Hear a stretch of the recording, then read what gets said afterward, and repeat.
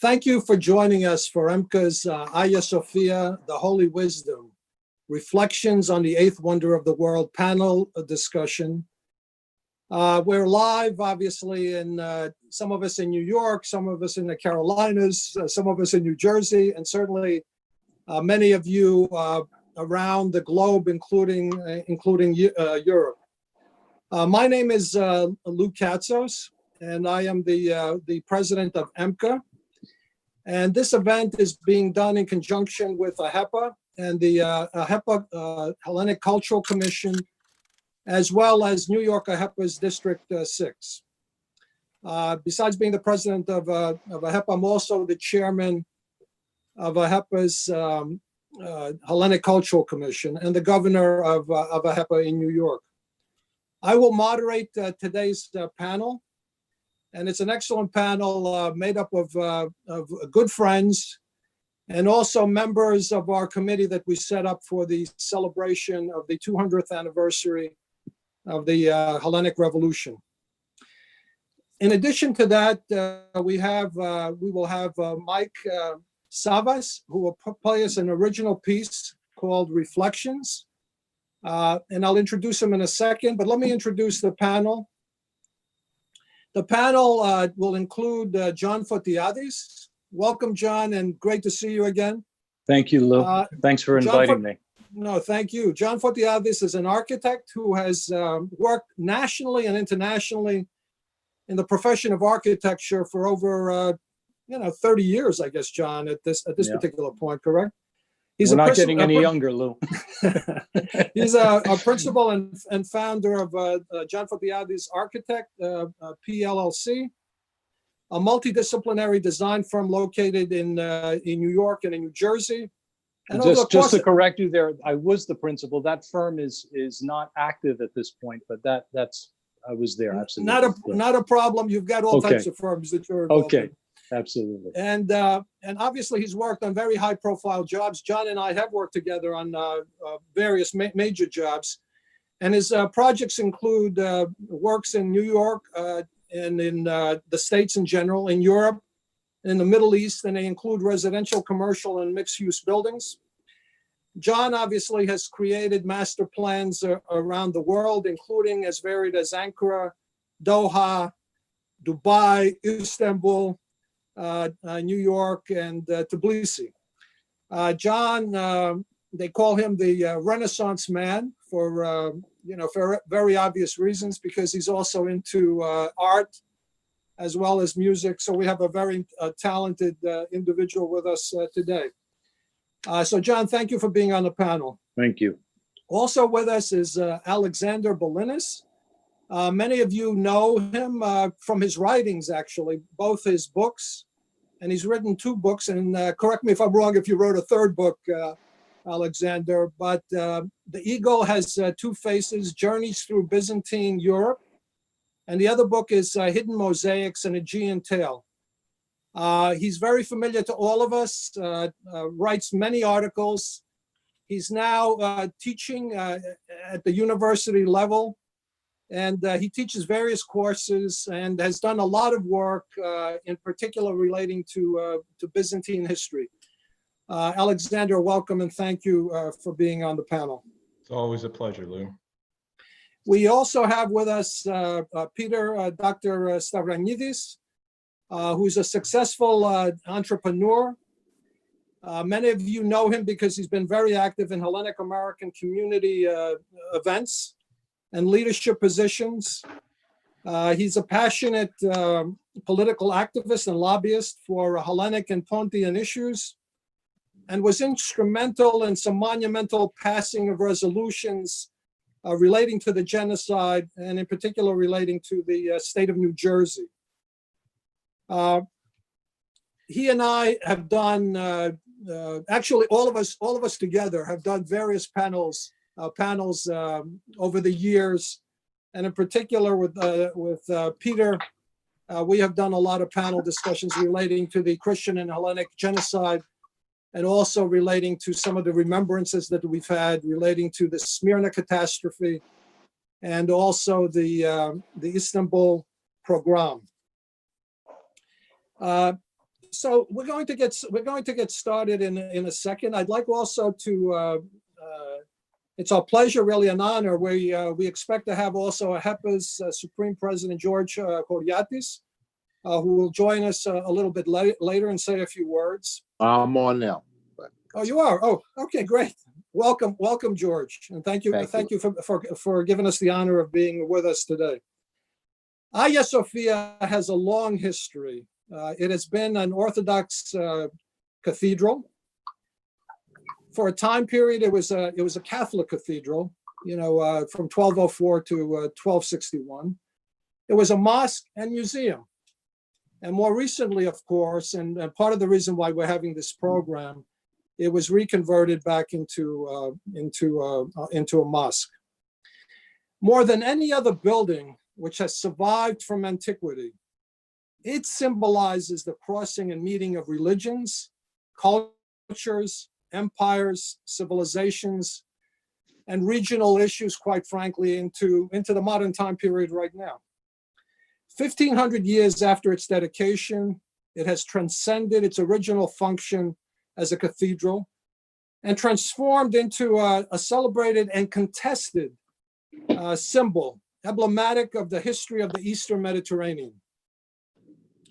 Although this was a short notice, as I indicated, it was very important for us to have this particular discussion. It's obviously a controversial issue that relates to the reconversion into a mosque. This is a UNESCO World Heritage Site, and it's created global condemnation. And again, we felt it was very important to discuss the issues around this. So today we will discuss the Aghia Sophia's history, its architectural and cultural significance, but also the geopolitics being played in the Eastern Mediterranean behind Erdogan's reconversion of Aghia Sophia. And what I'd like to do, though, for the audience is before we start, we are going to have a musical reflection by our great friend Mike Savvas. So he will open up the program, and then we'll get into the discussion. And Mike Savvas, after George speaks, we'll end the program with another musical creation that he did especially for this particular event. Mike, we've done programs together, including one 4 years ago. We actually did a program on Aghia Sophia 4 years ago. Obviously, the circumstances were completely different, and our events typically are in the 3 West Club. And the event we had 4 years ago was a fantastic event. It was in all the newspapers. It was talked about a lot. And most of us who are here today on the panel discussion were part of that discussion also 4 years ago, including Mike. Mike Savvas was born in Athens, Greece. He started to write music from a very early age. His passions include many things, including his training in martial arts. At the age of 18, he moved to Paris, France, to study Greek archaeology. After acquiring his master's degree, he decided to make a radical change, leave his job, and luckily for us, moved to New York City to pursue to the fullest his various passions, including music. With that, Mike, I'll introduce you. If you can, tell us a little bit about your piece, and thank you again for creating reflections for us today. Hi, Lou. Hi, everyone. Thank you for the invite, first of all. I'm really happy to be here. So here's a little bit of, what I do. I play toura, an instrument related to the bouzouki. It's like a smaller bouzouki. I have a few pedals on my feet. One of them is called a looper pedal. What that allows me to do is play something, press it, and it replays the exact thing I played. That allows me to create a rhythm, and I can play over it. So everything is live, nothing is pre-recorded. So for this event, I kind of draw inspiration from from modes that were used in the during the Byzantine era and in Byzantine chants. So modes a mode is basically a sequence of notes that determines the character of a piece, of a song. So those modes, even though they won't sound as a Byzantine chant, I hope, it's inspired by it. Yeah, that's it. Hope it works out. All right.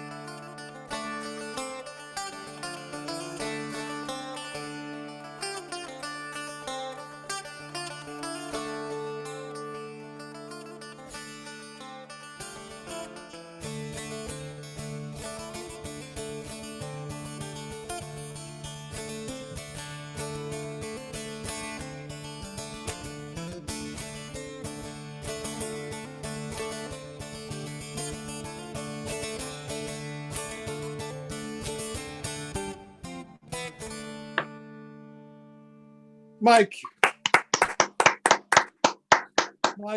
that was just great, man. Thank you so much. Thank you so much for that.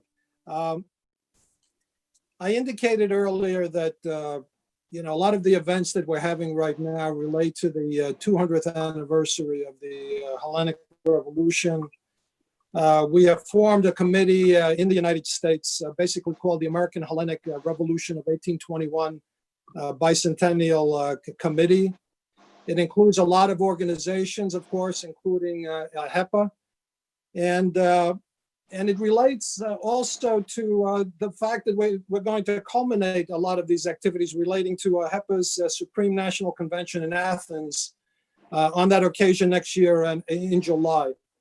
Everyone on the panel is a member of that particular committee. We have the two co-chairs of the Congressional Hellenic Caucus, who were also on the committee, as well as many professors and other organizations associated with it.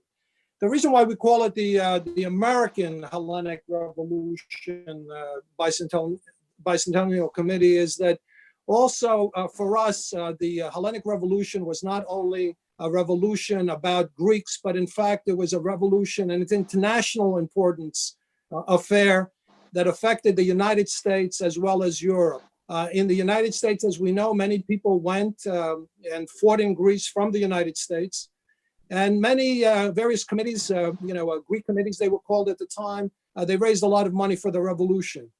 And also people who went and fought there came back. And some of those people who came back were actually the leaders of the American abolitionist movement, became the leaders of the American abolitionist movement. And they became the foundation also of the women's suffrage movement. So again, our committee is a little bit different. It relates to a large degree to the diaspora, because as we all know, a lot of what came out and became the revolution, in fact, was originated in the diaspora. Whether it was the Filiki Eteria, whether it was Kapodistrias who came from somewhere else, or whether it was from the diaspora, Kolokotronis himself, who came from the Ionian Islands back into Greece to fight in the revolution. So this event is one of those events on the 200th anniversary. And the first event that we had related to the Hellenic genocide, Hellenic genealogy tourism, which was very popular, quite frankly, that we had a few weeks ago.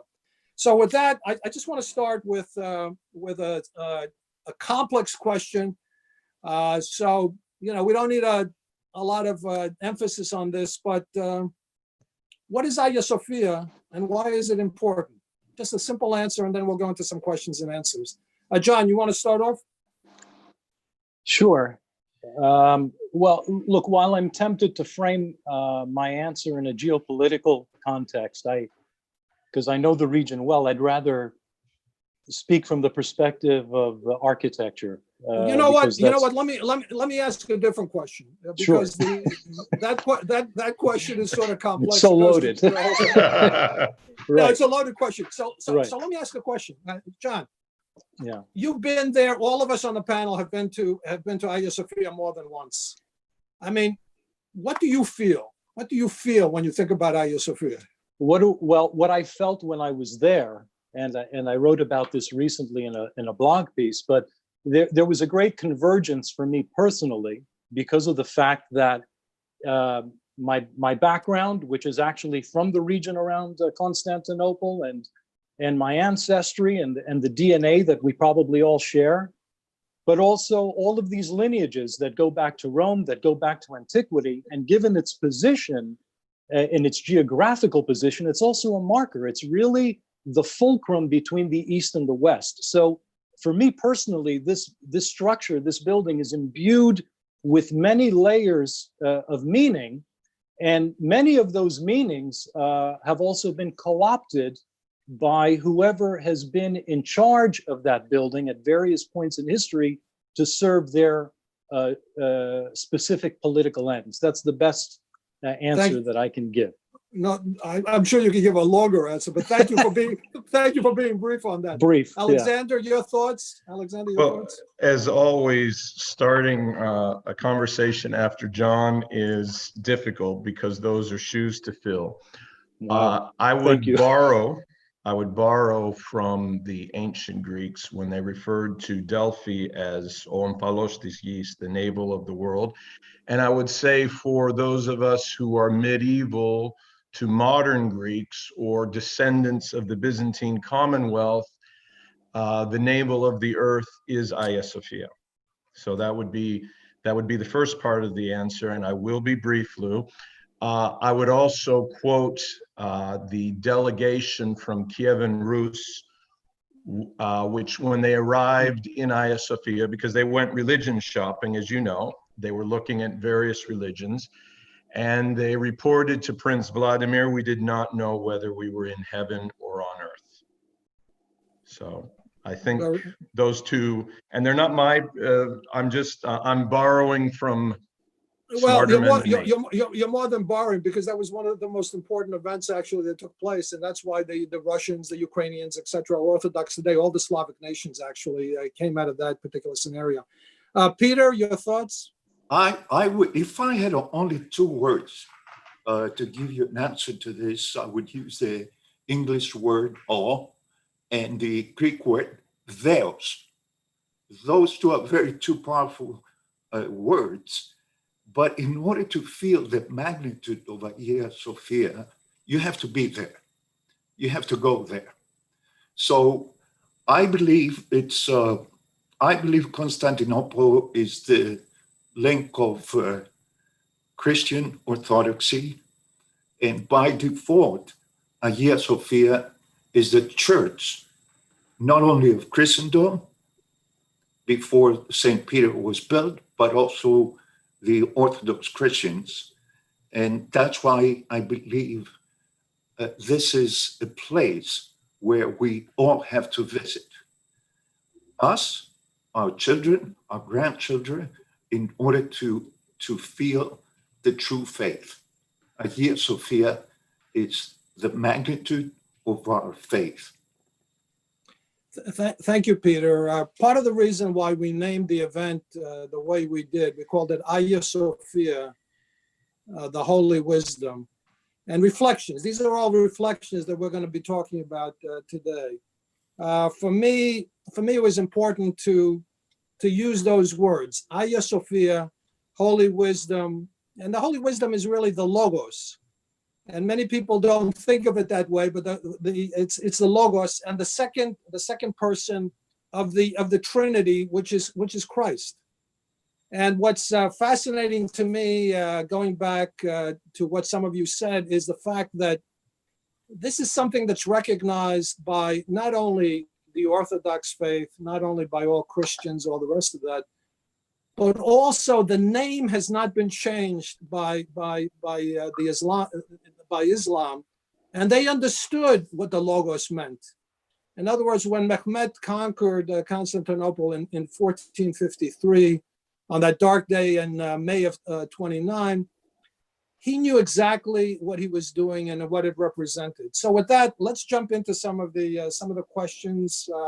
John, if we can, and everybody can join in on this. Let's discuss some of the historical aspects of timelines. Sure. In terms of Aghia Sophia.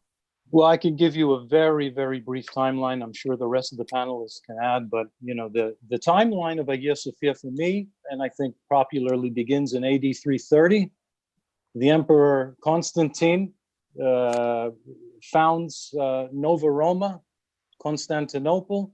He moves the focus and the center point of the empire to the east. In 360 AD, about 30 years later, the first church of Aghia Sophia it's a roofed basilica that's dedicated by Constantius, one of his sons. In AD 404, that church is destroyed by riots. I think that's the Nika riots. Well, no, actually, Nika riots came later. This was the first church. A second church is built in AD 415 by Theodosius II. 532, you have the Nika revolt. The Nika riots, yeah. Which probably Alexander can speak to. And it's really out of that where a great part of the city was burned down due to political disarray and civil unrest, that this amazing, miraculous building was born out of that chaos. And that building, dedicated by the Emperor Justinian, was dedicated in 537. And then the three quick dates that follow: 1204, the so-called Fourth Crusade, where these very nice Western Latins came through Constantinople and decided to dismantle it and bring it back to Venice, among other places, as well as the infamous date, which you mentioned, 1453, when the city fell, and Mehmet II took the city and took the building and converted it into a mosque. And it was a mosque from that point up until 1934, when Mustafa Kemal Ataturk decommissioned it to a museum. And as we know, a few short weeks ago, it's now been reconverted back into a mosque by Erdogan. So there you have the timeline. Thank you so much, Alexander. If you can just add to that, and also its importance not only obviously to people of Romaic origin. By Romaic I mean Romyi versus Byzantine, because as all of you know, I don't care for the word Byzantine anyway, Right. because there were no such people that ever called themselves Byzantines. But if you can, Alexander, just reinforce some of these aspects that were brought up by John. Well, the timeline, I really don't have much to add on that. I mean, the points are absolutely correct. The symbology, the sense of Aghia Sophia being the reference point in the city that was the reference point for the empire, it can't be underestimated. Of all the names for Constantinople, my favorite, and perhaps it's because I have a Serbian wife, is Carigrad, the city where the Tsar sits. So that word connotes the totality of Constantinople. In other words, this is where the one universal empire's capital is. And in that capital, the one universal church is Aghia Sophia. And it's not for nothing that so many churches are dedicated to Aghia Sophia or are clearly architectural descendants of Aghia Sophia. And not just churches, because if you go to Constantinople, just across the way is the Blue Mosque, which clearly shows its descent from Aghia Sophia, and it was also built by a Greek convert, Sinan, but that might be too much granularity. No. That was actually Sinan's pupil, by the way. You know, the Blue Mosque was Sinan's pupil. Yeah. Perfect. So maybe not a Greek convert in that case. Although Sinan did two of the minarets. Sinan did two of the minarets on the Aghia Sophia.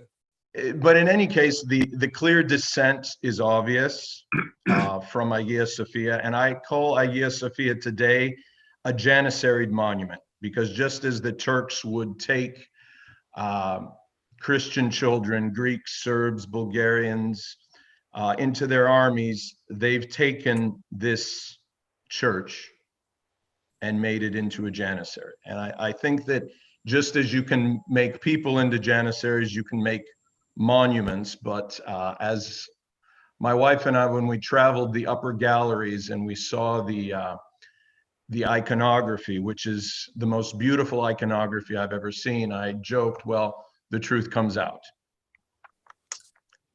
Thank you, Alexander. Peter, your thoughts on some of the timelines, historical timelines that influenced you? Yeah. Well, I agree with you. I don't like the term Byzantine either. This term was coined. It's not a real term. It was coined in the 16th century. And I like the word Romi, because we are the true inheritance of the Roman Empire. So we have every right to say that. Tell us who the Romi were, in case some people don't know who the Romi were, because I remember when I was a little kid walking down the street, somebody would say to me, "Ise Romios, are you a Romeo?" They didn't say Ise Elinas. So just explain for the audience, for those who do not know. Well, actually, Romios means Roman. Yes. And actually, the Roman Empire was Hellenized. That's the truth. It's historically proven. But because the Catholic West did not accept that, in the 16th century, they coined this word Byzantine, because they didn't want the Eastern Orthodoxy to have anything to do with Rome. So in a few words, that's why the term Byzantine was made up. And but we're still Romi. And we can use this term, we can use the term Greeks, we can use the term Hellenes, and we can use the term Romi. We are all of those three, and we can use them in the same way with the same value. Thank you so much, Peter. What's interesting to me, is that, and maybe the audience may or may not know this, is the West, even the Fourth Crusaders, hundreds of years later, past the fall of Constantinople in 1453, always referred to the East as the Romans. In other words, if you look at literature, Western literature, for hundreds and hundreds of years, into really the late 19th century, the terminology that was always used for that civilization that we call Byzantines was the Romans. It was later, in fact, as you said, that it was invented and now it's used. And again, we went on a tangent, but I think it relates to the conversation, to be honest with you. If I can just add a comment to that, and I know that the panel will appreciate it, but from my own personal research, I've read that the real kind of corruption and denigration of the Eastern Empire really began with Gibbon's Decline and Fall of the Roman Empire, because he really castigated and cast that part of the Roman Empire as perverse and effete and all of these things, and lacking in the virtues of what the popular concept of Rome was in the 18th century in Europe.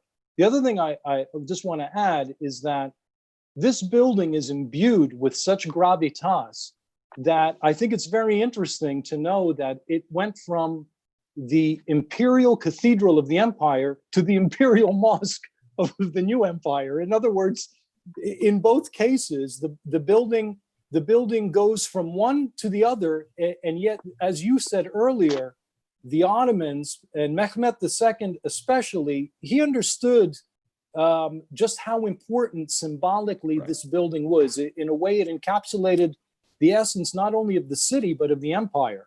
So making it an imperial mosque really hit that home. And it also became the archetype and the model of all the mosques that followed, as you pointed out. Well, not only that. One of the things that Mehmet did was he called himself, and he was very proud of that, by the way, as the Roman emperor.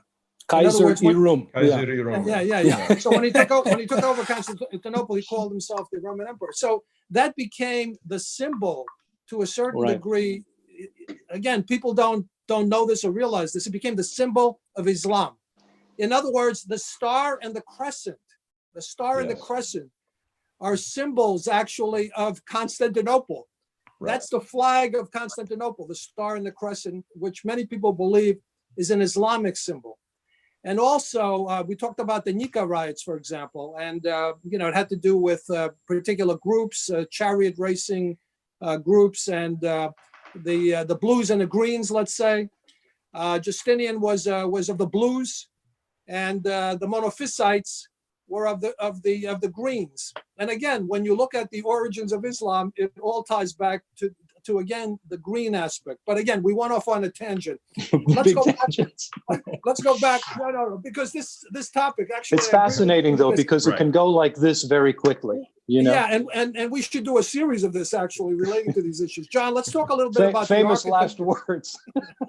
John, let's talk a little bit about the architecture, if we can, of Aghia Sophia, because obviously you've studied this a long time. Sure.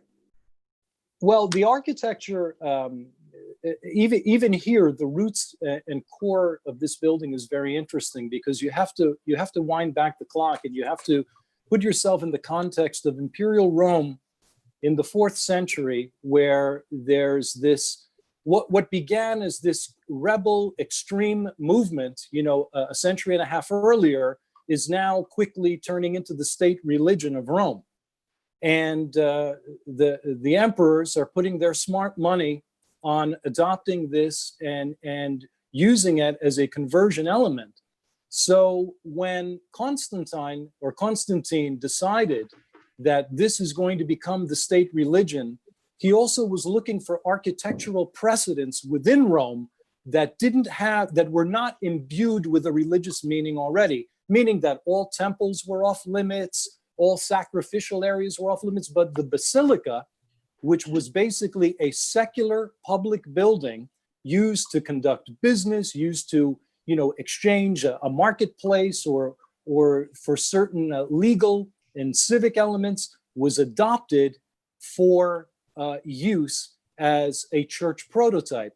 And where you come to with Aghia Sophia a few hundred years later is taking the idea of a cosmology, of a universal cosmology, which was represented in the dome, which is a form, the tholos, which goes all the way back to the Paleolithic period. So when you take the basilica and you take that tholos element and you fuse them together, you get this prototype, which becomes Aghia Sophia. I've got in my virtual ether behind me the floor plans of the building, and actually you could see that section over my shoulder, which illustrates that perfectly. Again, this is a nutshell. Part of that section is behind me. Yeah, that's right. You're actually Alexander, in front of the nave. Yeah. Alexander, you mentioned earlier about its effects on also Islamic architecture, and let's say the Sultan prototype of a lot of these mosques. You want to go into it? You discussed a little bit about the Blue Mosque, for example. Well, it's very clear that the prototype that was developed in the 500s, and this I'm going to have to defer to John on, but when we were in Rome and we went to the Pantheon, I sensed a clear parentage towards Aghia Sophia. Am I completely off there? No, you're absolutely correct. I mean, by that time, you see a lot of curvilinear elements and arches, particularly in the use of reinforced concrete, or concrete coming into the baths of Caracalla. But we don't want to go down that road right now. Yeah, it's dangerous to start us on tangents, but clearly the influence of Aghia Sophia spread obviously to the other Orthodox churches, but also into Islamic architecture. I think you did a very good job, Lou, of pointing out so many symbols that are associated with Islam that actually have a Christian or Constantinopolitan heritage. And certainly the domed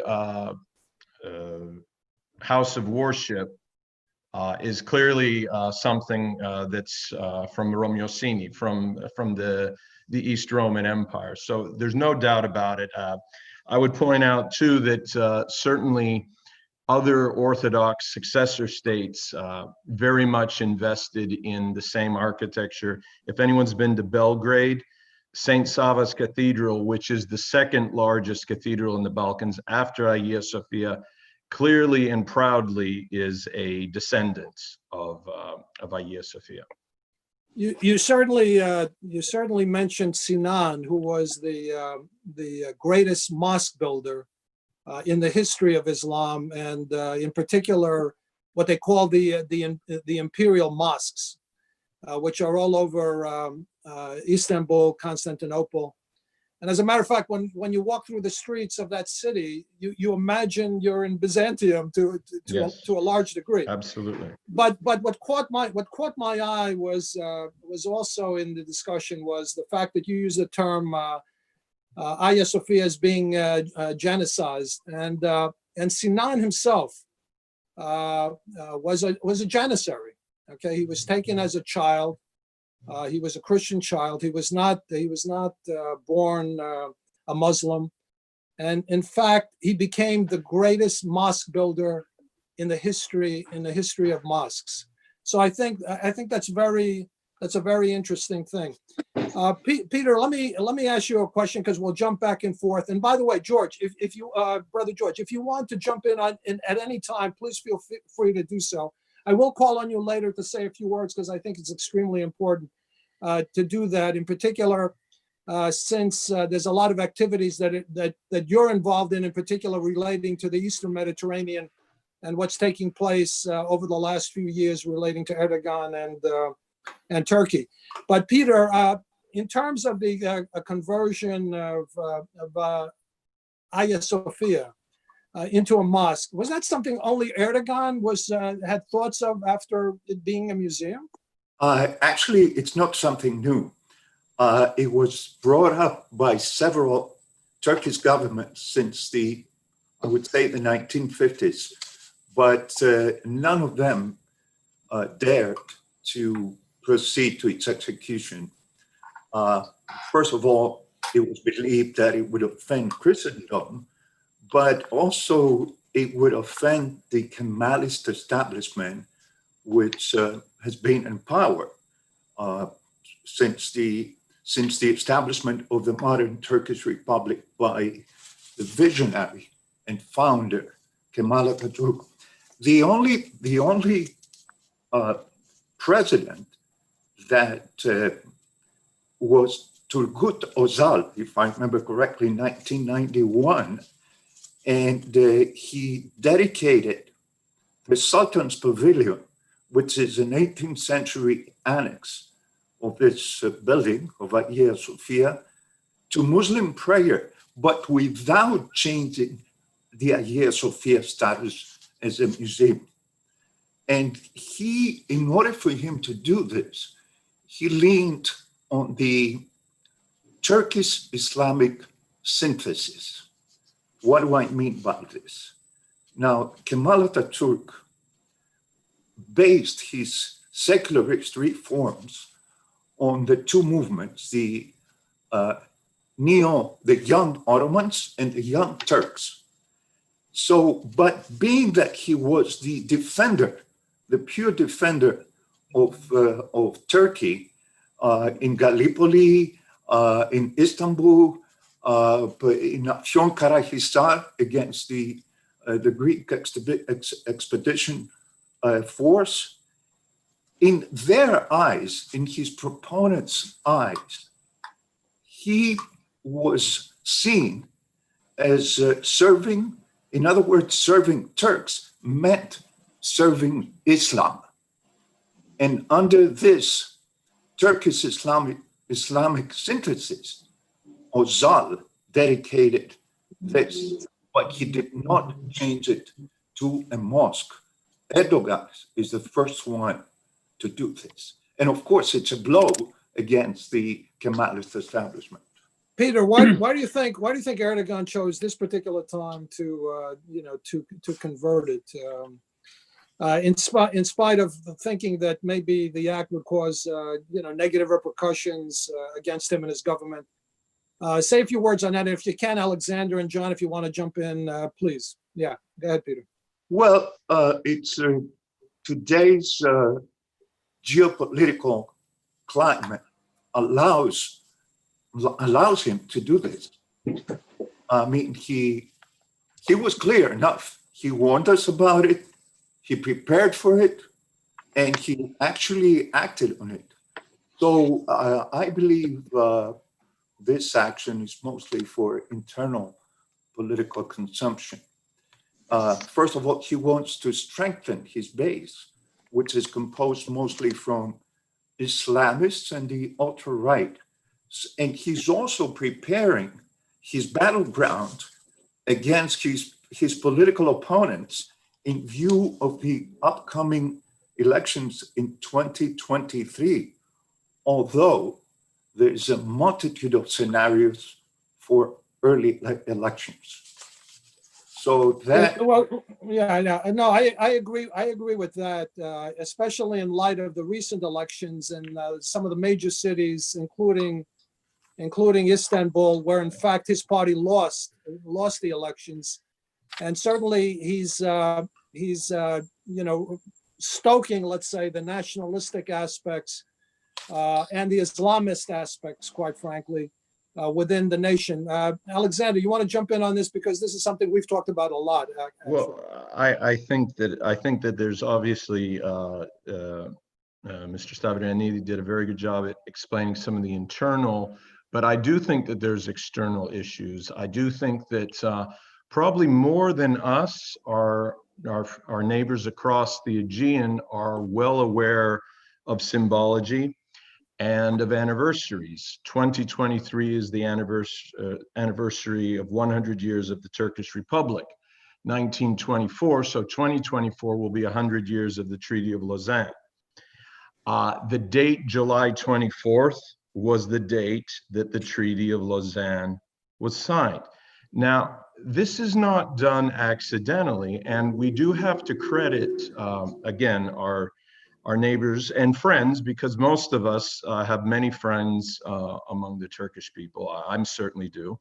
But we have to credit the Turkish leadership with a very, very profound sense of history. And this reconversion to a mosque is part of a wider set of milestones, both in the mind and perhaps elsewhere. So I think that I think there's definitely an external and very date-oriented positioning on the Turks' part. Well, there's no doubt about that. I mean, at one point, he was talking about converting it into a mosque on May 29th, by the way. So you know, that didn't fly too well. So he did it in July. I'm not sure if you want to add any thoughts on that, John. But in terms of what's happening right now, it's almost a neo-Ottoman aspect. And also a pan-Islamic aspect that he's trying to appeal to. Neo-Ottomanism relates back to the irredentism that it's taking place right now in the Eastern Mediterranean. So, John, I'm not sure if you want to say a few words on that. Yeah, all I would want to add, I agree with what both Peter and Alexander said, and my feeling, because I spent a lot of time in Istanbul, I was there in 2013 during the Gezi Park uprising.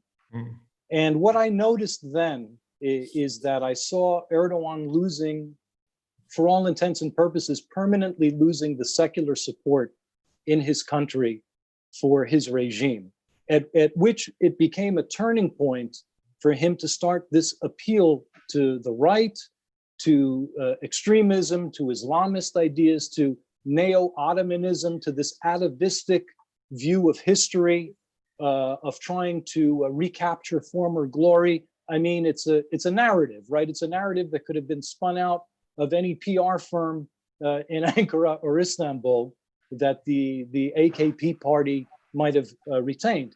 But that is what this has largely resulted in. And I think for us, it proves once again that great architecture is great only when it's imbued with meaning. And in this case, the meaning has been co-opted, not once, but many times, multiple times for different purposes. And this is no exception. Well, to Alexander's point and to your point, all of us obviously have friends, Turkish friends. Obviously, there's differing opinions within Turkey itself on the conversion. Many people felt it was not the right thing to do. He was appealing to a particular group of people. That's correct. that were anti-Kemalist to a certain degree, and the secular aspect of what Turkey was claiming in terms of being a democratic state. Erdogan twisted that, and in fact, with the Gulenist, so-called Gulenist aspects of it, and the fact that elections are coming up, as was indicated. Peter, if you want to just say a few words in terms of that aspect, and again, before Peter, before you come on, everyone should know that tens of thousands were arrested in Turkey by Erdogan. Hundreds of thousands of people lost their jobs because they weren't with his particular, party and/or aspects. People within the country, for example, a large percentage, of Kurds, again had issues because of this, a Turk is a Turk type of scenario. Peter, you want to address that and go into that, because it's not a Greek-Turkish thing in this discussion. This is a different type of conversation we're having right now. Before I say that, I would like to add about, in addition to what Alexander said, about the external political and religious consumption. He knows that Aghia Sophia is one of the most holy locations of religious significance in the Islamic world. So he believes that his initiative makes him the de facto caliph of the Islamic world. And we can see that he's trying to influence other Islamic countries. Pakistan is one of them. And right now, with what's happening in Lebanon, you saw that Erdogan is volunteering to fix their port there, which is obvious that he's also trying to gain influence. He's also trying to be, he's using what is called soft diplomacy, or soft influence. He's trying to declare himself the defender of 182 million Indian Muslims.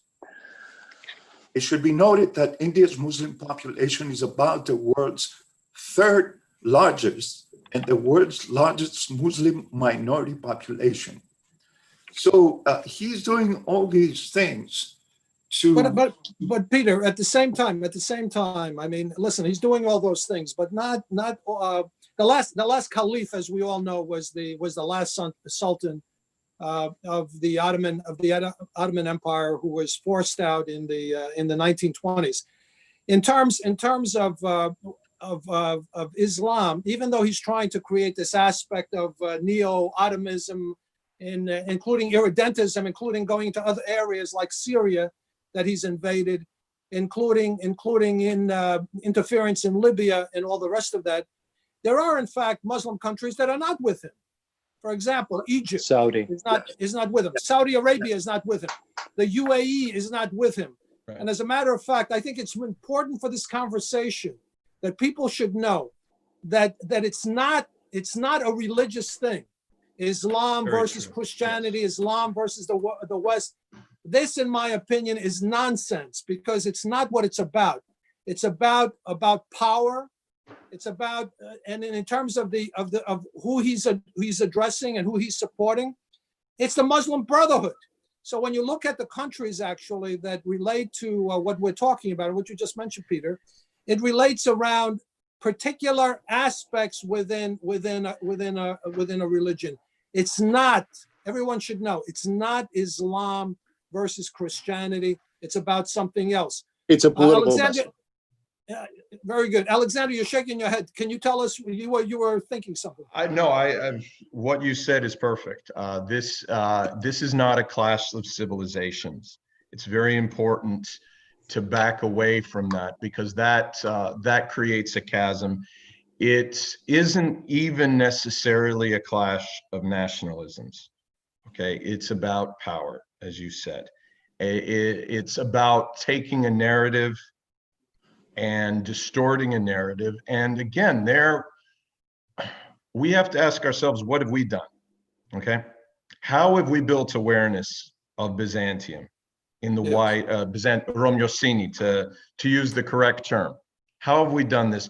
Not only within the communities of Byzantine successors, Greeks, Serbs, Romanians, Bulgarians, but to our fellow Americans. Okay, because John said it as usual, following his lead. The narrative is important. Architecture is a great vessel for a narrative. Where is our narrative? Yeah, and let's discuss that for a second. To a certain degree, Aghia Sophia that we're talking about today is a pawn. It's a pawn in a discussion about other things, quite frankly. So let's go a little bit into the other things. Let's talk about what some of the aspects behind that, in part of this story, if you will, part of this narrative, is what's taking place in the Eastern Mediterranean. For example, let's talk a little bit about the illegal occupation of Cyprus, the illegal occupation of Cyprus over all these years. Let's talk about the escalating tensions that are taking place in the Eastern Mediterranean right now that involve the whole Eastern Mediterranean, for example, from Tunisia in Northern Africa all the way through the Middle East into what is now the Republic of Turkey and into the Balkans. Let's talk about the violations of international laws and agreements, that have been taking place in the Eastern Mediterranean. Illegal actions in the waters of Cyprus and Greece, and that's all in the news that we have right now. Weaponizing of refugees and migrants in the various borders, and again, this Ottoman aspiration rhetoric, irredentism, where you have, in fact, step by step, incurring and going into areas that were formerly Ottoman areas that were the Ottoman Empire being disassembled after World War I. What is Turkey doing in Syria? What is Turkey doing in Libya? Okay, what are the various mercenaries from the Middle East who have gone into Libya and are fighting? What about the Finlandization of the whole Eastern Mediterranean? Why are these things happening? And I think, Alexander, you brought up some of those issues.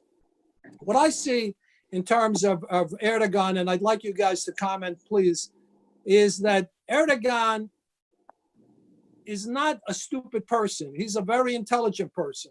I think everyone around the world, however, is stupid, because what you do is, if somebody says they're going to do something, you should listen to what they say.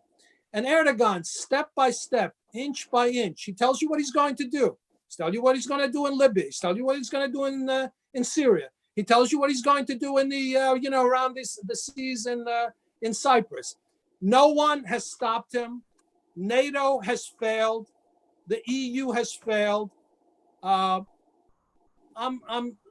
also taken aback by also the United States and then how, to a certain degree, we have not stopped them. And I don't want to create analogies with other things that happen in the world, that someone was taking step-by-step approaches and then all of a sudden it led to a world war.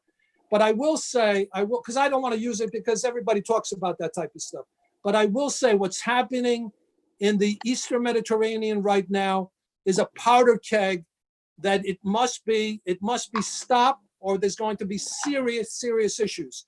So what I'd like to do is George, I'd like to say a few words on that if you can. Then I'd like to go to each one of the speakers so they can discuss that particular issue.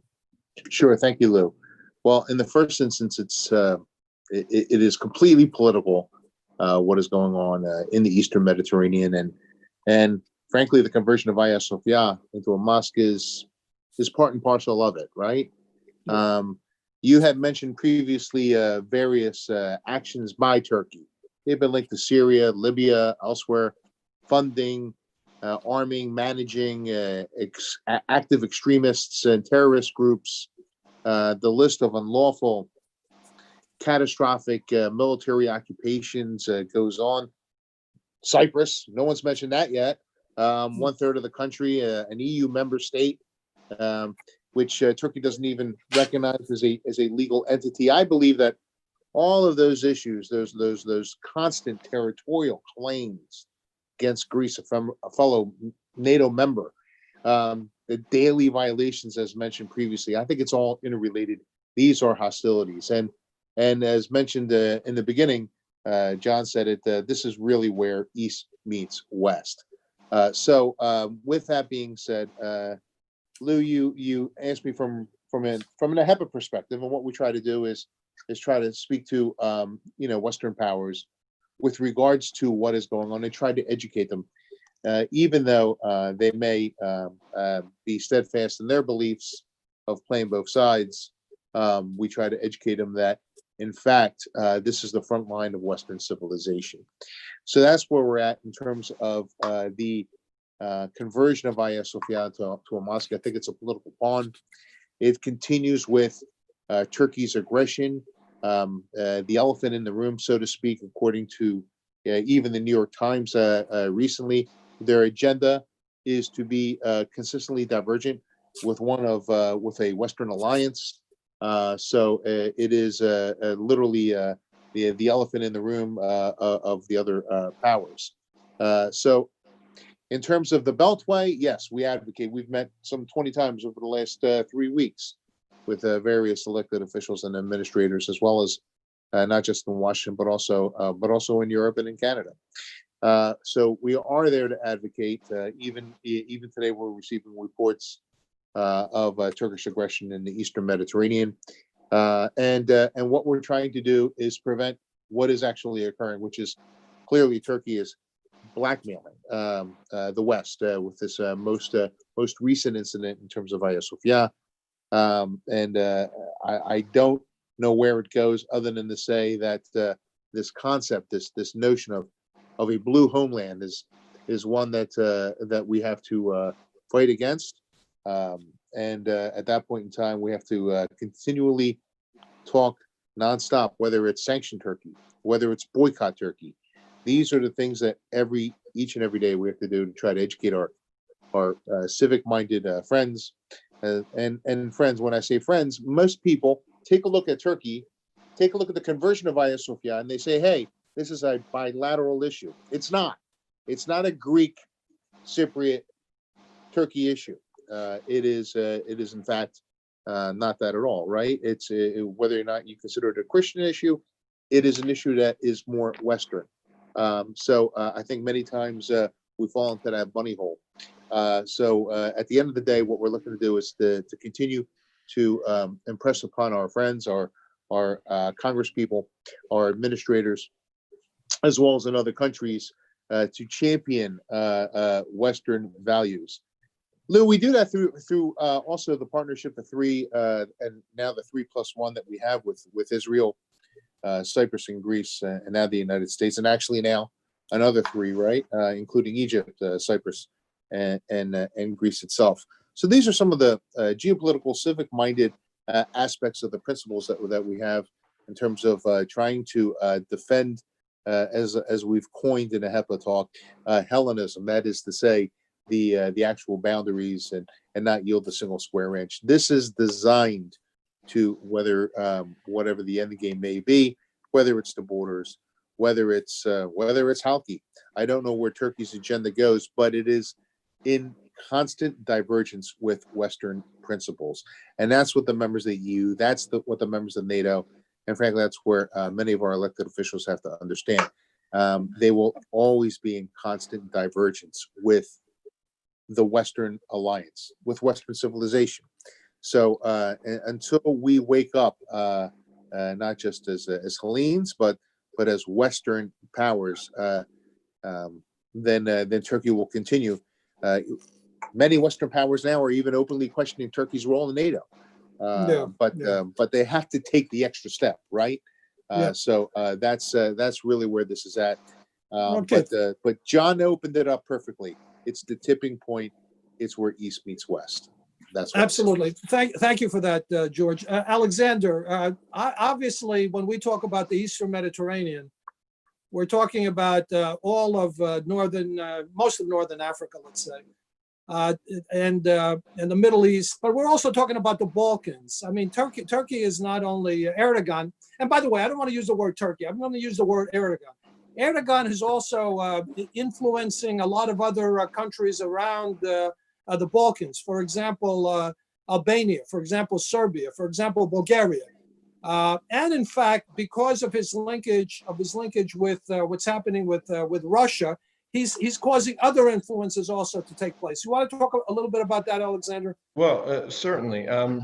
The other thing I'd mentioned, though, is when we're talking about defending our interests, I think that it's very important that we start to have a clear understanding of what our interests are, what our territory. And by the way, when we talk about our interests, we're talking about our American interests. Well, absolutely. At least from our end. Yeah, go ahead. Absolutely. And that's where we need a clear understanding that, to use the legal term, pacta sunt servanda, that treaties must be observed.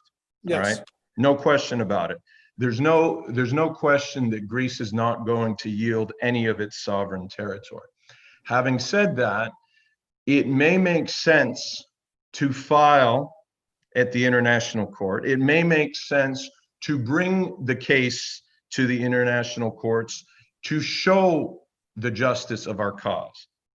We Greeks. Alexander, does Erdogan care? I mean, let's think about this. No, he doesn't. But you know what? To go to what George was talking about before, about East versus West, and about, or not, let's not use that term, but about Western values.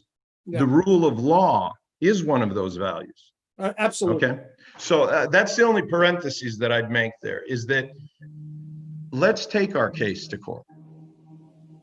Okay. Now, to go to your specific question, there's no question that Turkish hard and soft power and economic power is being wielded in the Balkans. A simple example are the Turkish soap operas. When I lived in Serbia, of course, when I lived in Greece, they were everywhere. They actually weren't bad, actually. It's their And they secret weren't weapon. Suleiman was good. I enjoyed Suleiman. As Suleiman in Serbia was a hit, okay? This is important, okay? This is important because it's building linkages. It's building linkages with local Muslim minorities. It's building economic linkages, okay?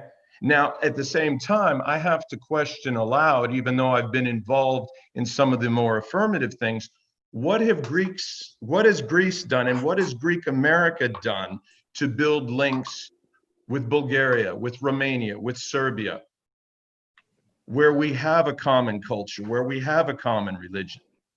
So what you're saying is there's something that we have to do also.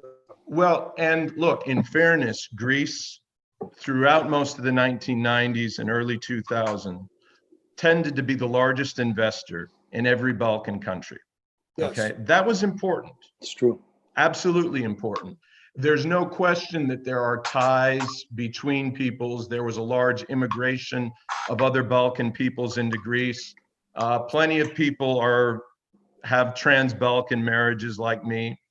These are important linkages, but I question aloud what's happened here in terms of building that wider Byzantine or East Roman awareness. Now, I know you and I have worked on this, Lou, but this is something. Well, you know, as you're talking, I'm thinking of Rigas Fereos, for example. Well, our Rigas Fereos conference that we did a whole lecture on, where these countries at one point may have been all one nation, one huge nation of the Balkans. Exactly, and of course, you remember we had the Serbian Orthodox bishop and the Serbian consul there. I mean, there are ties there. The Byzantine card, and again, forgive the term, but it's what most people use.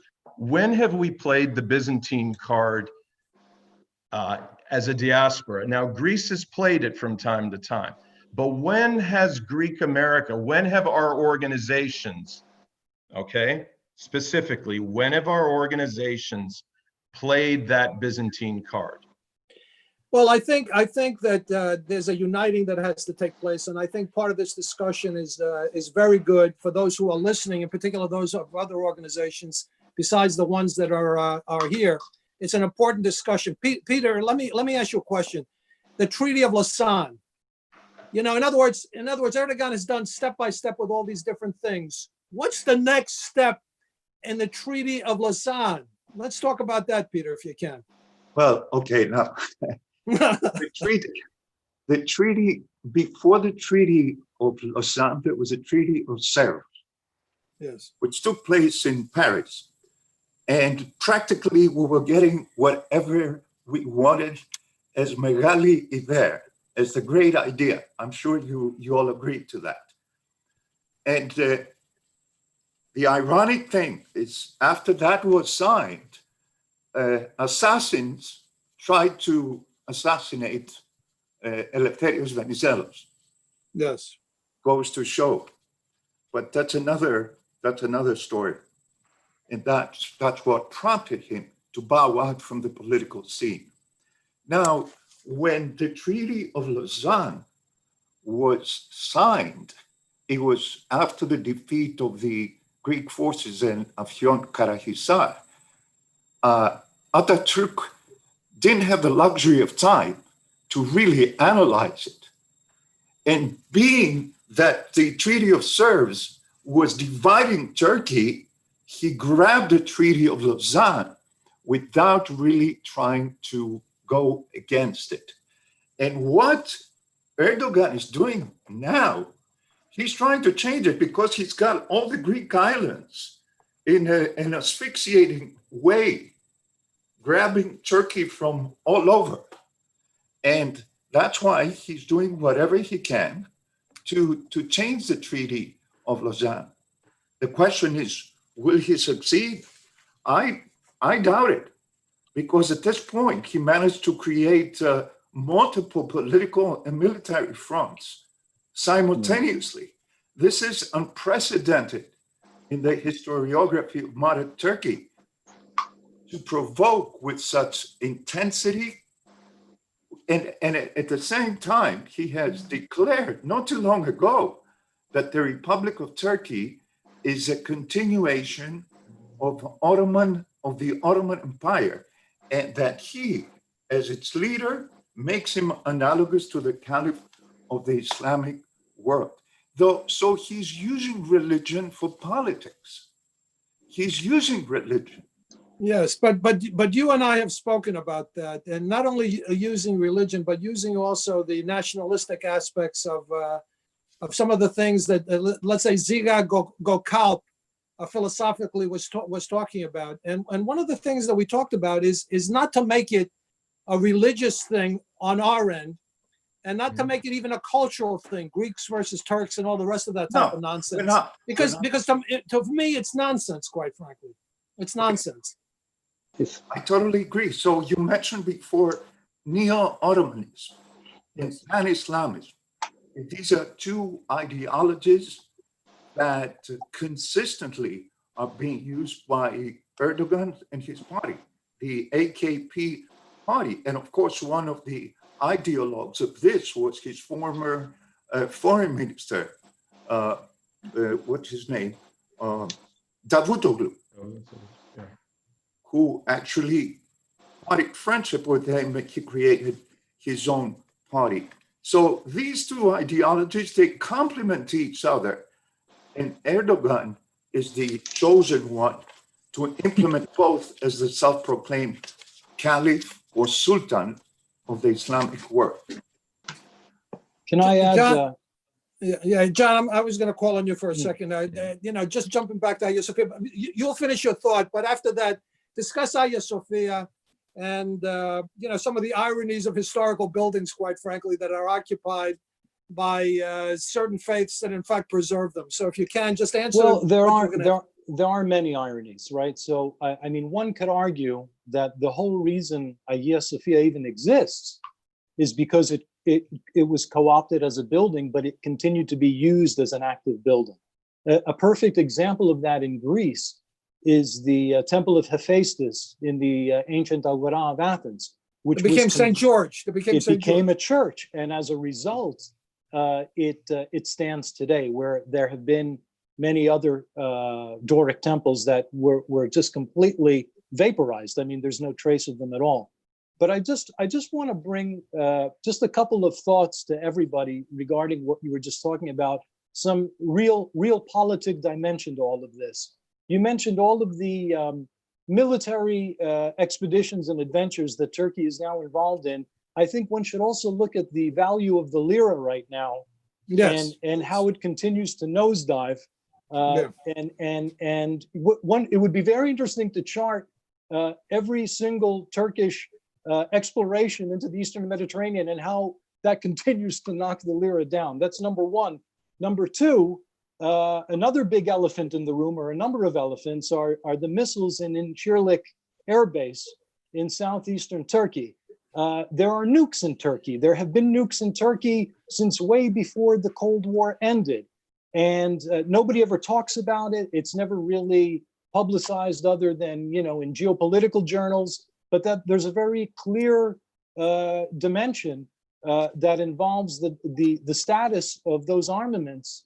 And the third thing that I just want to push out there is that you have a real politics scenario between Russia, Turkey, and the United States, and basically a continuation of the great game, which I believe to a large degree Erdogan knows enough to be dangerous, almost like a Fidel Castro figure, if you will, in the late 1950s Cold War. Alexander, I see you want to make a comment on. No.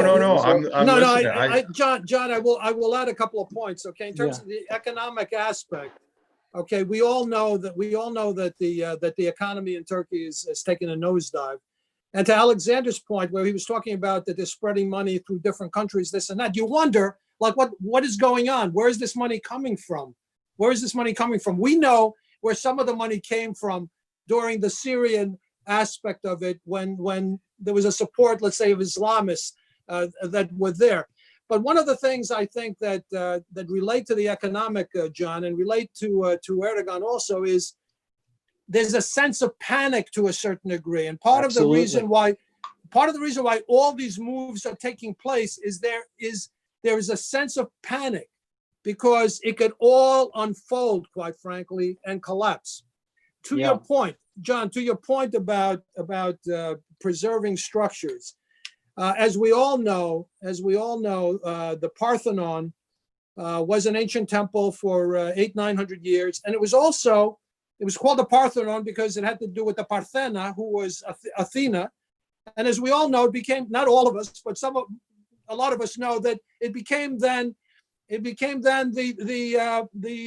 church of the Virgin Mary, quite frankly, for another 900 years.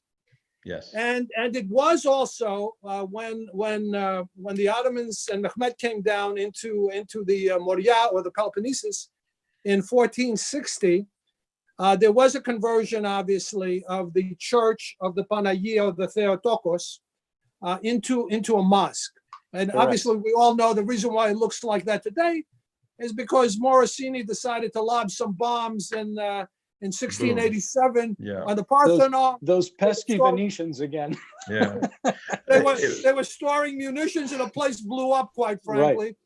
Actually, sorry, Lou, but just the Parthenon's a great example too, because it's another building that has such significance to our people, right?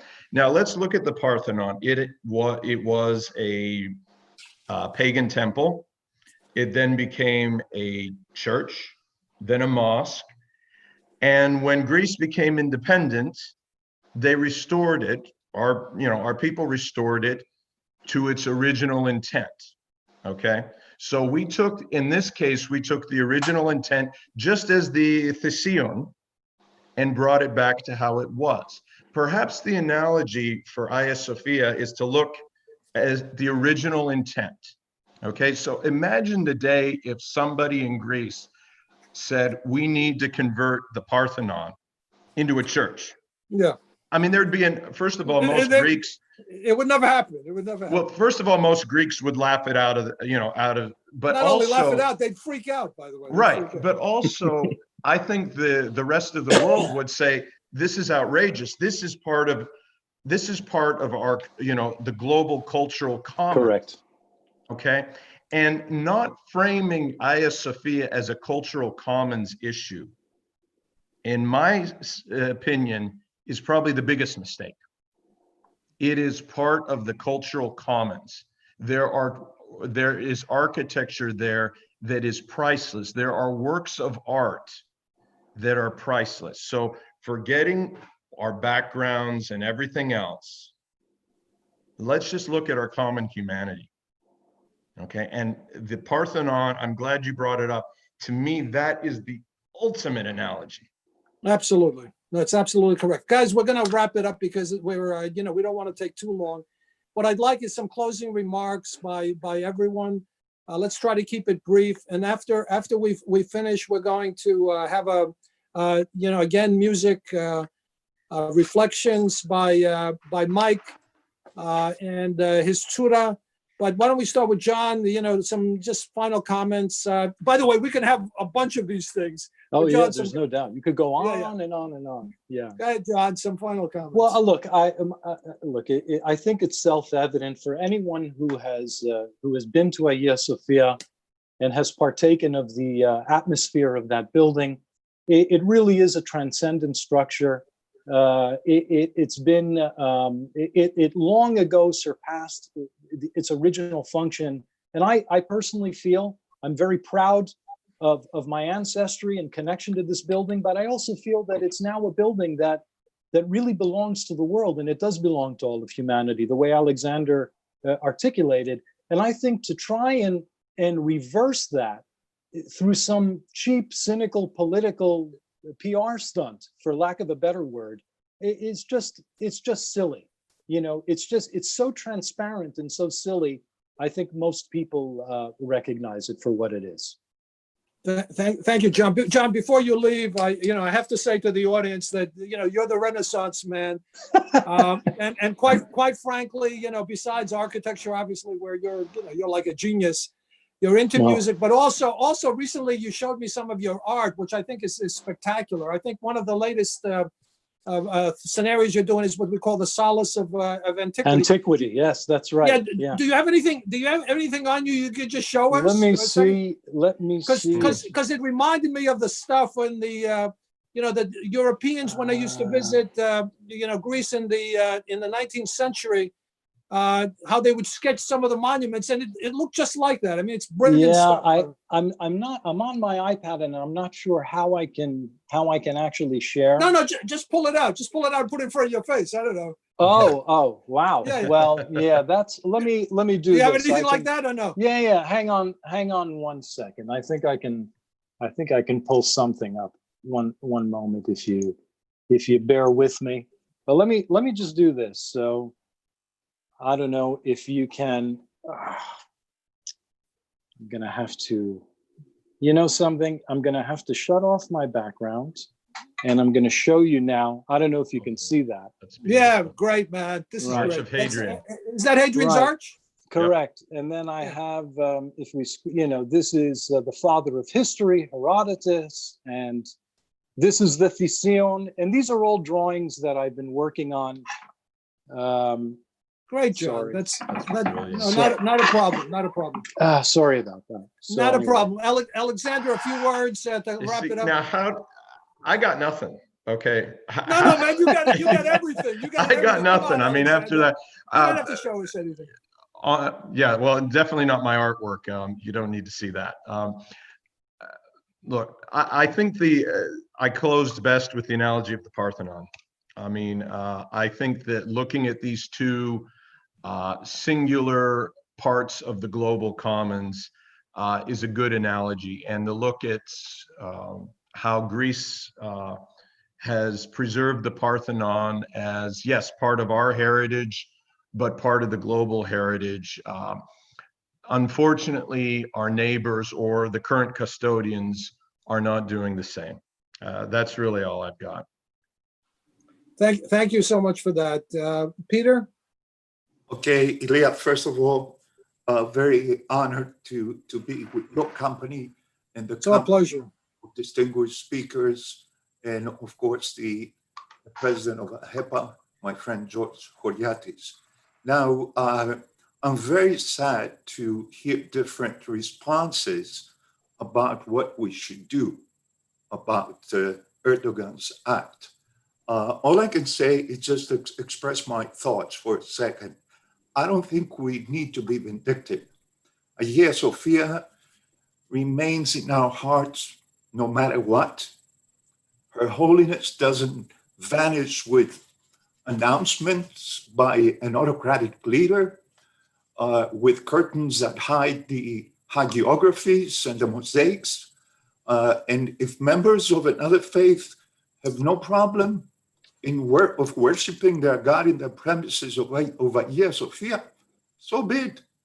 I believe as civilized citizens of the world who respect other faiths and ethnicities, and we are to behave with prudence, with composure, and most of all, with wisdom, with Sophia. So the best way to support Aghia Sophia is to visit her. By visiting her, we honor her, and we also should encourage the new generation to do so. These are my closing statements. Thank you, Peter. George, some final words? Sure. Sanction Turkey, boycott Turkey. I have really just a couple of points here, Lou. Imposing sanctions on Turkey, requesting the return of Aghia Sophia either to a museum status and or even opening the school of the theological school at Halki, force Turkey to uphold its commitments to the UN charters on human rights. I think that's a very important piece that's being lost in this. Again, we're making this about some type of a bilateral issue, and it's not. It's a human rights issue. It's in the context of reciprocity and equality of religious rights of of not just of Turkish citizens enshrined in the Turkish constitution to allow Turkish citizens, Christians, Christian Turkish citizens of Constantinople to assert their rights of prayer inside Aghia Sophia on certain occasions. That can even be play a part. And most importantly, to everyone that's listening, not only, I mean, have you gone over the history, the histrionics of the selection of the date of converting the mosque, but AHEPA calls for, and I ask that everyone join us in calling for the removal as a symbolic gesture of the Turkish diplomat Bozkir, who was recently elected as the sole candidate to preside over the landmark 75th session of the UN General Assembly, which opens in September. It's a hypocrisy. It's a mockery to elect an official to this position, to the UN's Security Council, when its country of origin has so blatantly disrespected another UN branch, UNESCO, on the topic of Aghia Sophia. Thank you. Thank you, George. For those who have been listening in, our next event is on August 30th. And we talked about the anniversary of the Hellenic Revolution next year, the 200th anniversary. But what some people may not realize is this year is the 2,500-year anniversary of the Battle of Thermopylae and the Battle of Salamis. So that's one thing that we had to do. We had to do a panel discussion on that, and we will have it on August 30th. The reason why we chose August 30th was the Battle of Thermopylae was at the end of August. Into the beginning of September, and the Battle of Salamis was in late September, and it was exactly in late August, the Battle of Thermopylae, 2,500 years ago, in 480 BC. The panel we have assembled is probably one of the most spectacular panels. I hate to say this, but I will say it, in the world, because we have the foremost experts on these battles. We have, for example, Professor Joel Allen, the executive officer of the PhD program in history and a professor of classics, who will be the moderator. We have as panelists, we have the mayor of Sparta, Petros Doukas, who himself is an intellectual, as well as being the former Greek minister of finance and foreign affairs. We have Professor Chris Carey, the emeritus professor of classics and Greek at the University College in London. We have Professor Jennifer Roberts, professor of classics at the Graduate Center, CUNY. We have Professor Barry S. Strauss, the Bryce and Edith Bomar professor at Cornell University, and probably the foremost expert on these particular battles. So tune in. We're going to have some advertising on that, obviously, for August 30th. And with that, we'll close with reflections, an original piece that was created for this particular event by Mike Savvas. Thank you, Mike, for all that you do. I threw one of my drawings back there. Okay. Now you're talking. Guys. Mike, thank you. Here we go.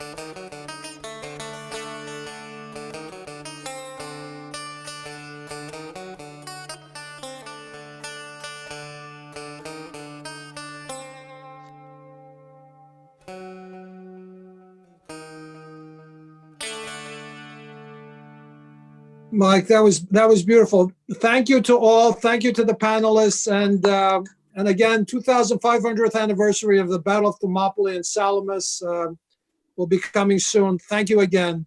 Thank you, Lou. Thank you, Lou. Always a Thank you, pleasure. guys. Yeah. Thank you.